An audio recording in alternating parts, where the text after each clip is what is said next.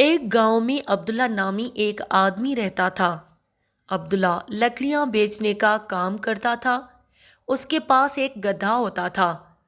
وہ صبح کو جنگل میں جا کر لکڑیاں کاٹ کر شام میں انہیں شہر جا کر بیچ دیتا۔ یہ سلسلہ سالوں سے چلا آ رہا تھا۔ ایک دن جب وہ جنگل گیا، اسے جھاڑیوں کے پیچھے سے ایک آواز آئی، بچاؤ بچاؤ، اور پھر وہ آواز ختم ہو جاتی ہے۔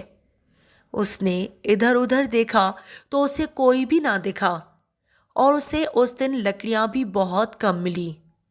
ارے آج تو مجھے لکڑیاں بھی بہت کم ملی ہیں، اب میں گھر والوں کو کیا جواب دوں گا؟ پھر یہ کہہ کر وہ گھر چلا گیا۔ جب وہ گھر پہنچا تو اس نے دیکھا کہ اس کا بیٹا سونو بہت بیمار حالت میں بستر پہ پڑا ہوا تھا۔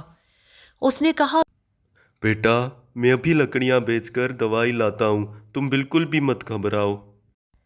یہ کہہ کر وہاں سے اپنے گدھے کو لے کر لکڑیاں بیچنے شہر چلا گیا۔ جب وہ لکڑیاں بیچنے لکڑیوں کی دکان پہ جا پہنچا تو اس نے دیکھا کہ دکان بھی بند تھی۔ پھر وہ روتے روتے کہنے لگا، یا رب، یہ میری پھوٹی قسمت، پہلے مجھے لکڑیاں بھی کم ملی اور پھر میرا بیٹا بھی بیمار ہو گیا اور اب تو یہ دکان بھی بند ہے۔ اور یہ کہہ کر وہ روتے ہوئے واپس خالی ہاتھ گھر کو لوٹتا ہے۔ راستے میں اسی جنگل سے گزرتا ہے جہاں سے وہ لکڑیاں کاٹنے جاتا ہے۔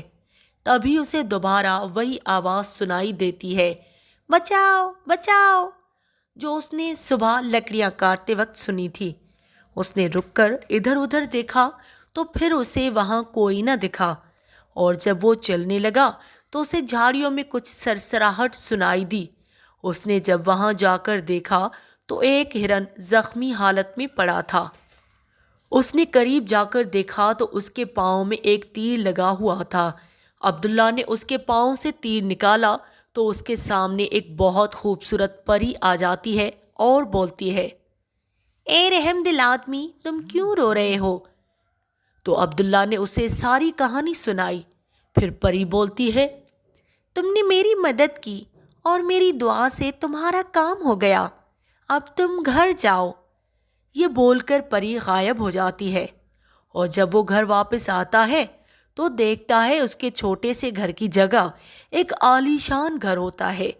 اندر جا کر دیکھتا ہے تو اس کا بیٹا بھی بالکل ٹھیک ہو چکا ہوتا ہے، اور خدا کا شکر ادا کرتے ہوئے بولتا ہے، یا رب تمہارا شکر ہے، تم نے میری ساری مشکلیں ختم کر دیں۔ اگر ویڈیو پسند آئے تو لائک، شیئر اور سبسکرائب ضرور کر دیں۔ آل بیل آئیکن کو دبانا نہیں بھولیں۔